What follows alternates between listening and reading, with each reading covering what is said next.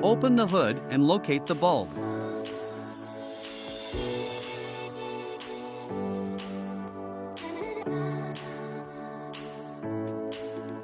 Twist the bulb counterclockwise and pull out to remove.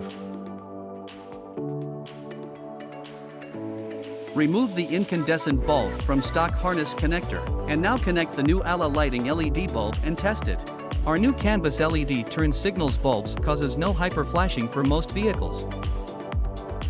Align the notches and insert the new LED bulb into the housing.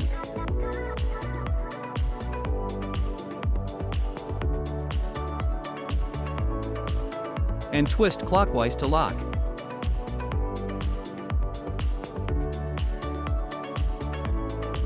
Follow the same steps for the passenger side. The ALA lighting LED are much brighter than incandescent bulb. ALA lighting advanced LED lights for automotive.